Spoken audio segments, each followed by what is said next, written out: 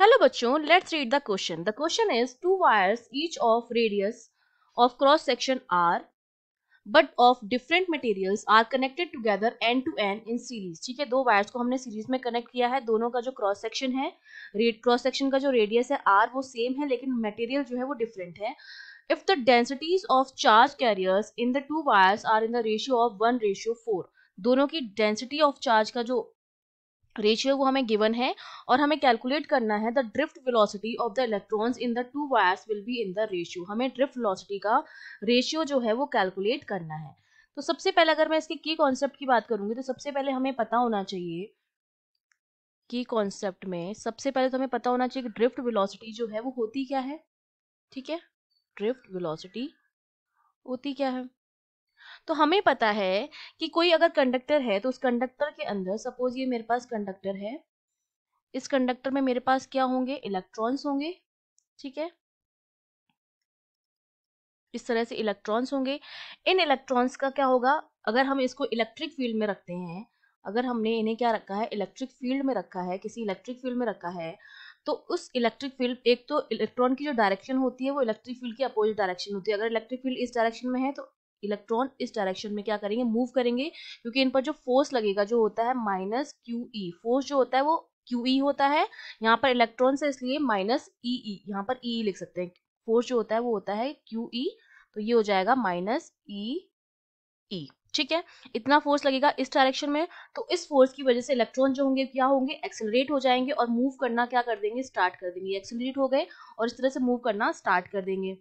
अब हमें क्या होगा कि जो इस मेटल की जो आयन है वो क्या करेंगे, इसकी मोशन में क्या करेंगे, ऑब्स्ट्रक्शन पैदा करेंगे. जो आयंस हैं उनकी वजह से क्या होगा, आयंस की वजह से ऑब्स्ट्रक्शन होगा. ठीक है, ऑब्स्ट्रक्शन होगा जिसकी वजह से ये क्या हो जाएंगे, डी एक्सेलरेट हो जाएंगे. फोर्स की वजह से तो ये क्या हो रहे हैं, एक्सेलरेट हो रहे हैं, लेकिन इन आयंस की वजह से ये क्या हो जाएंगे, डी एक्सेलरेट हो जाएंगे. तो क्या होगा, इनकी जो वेलोसिटी होगी कभी इंक्रीज होगी, कभी इनकी वेलोसिटी क्या होगी, डिक्रीज होगी.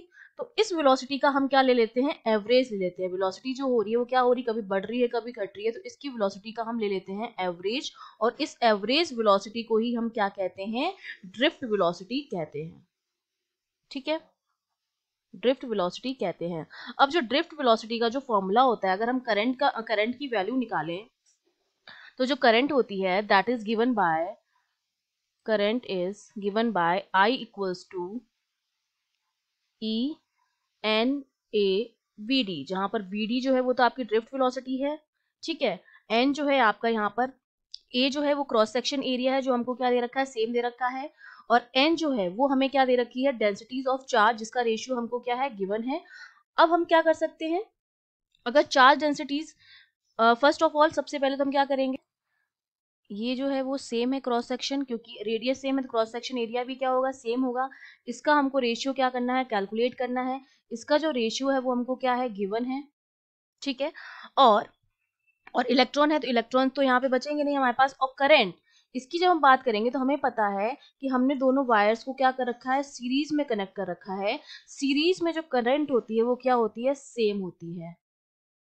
ठीक है, तो अब मैं जब दोनों वायर्स की बात करूंगी तो I1 अपॉन I2 जो मेरा आएगा वो किसके बराबर आएगा, N1 upon N2 into A1 upon A2 into VD1 upon VD2.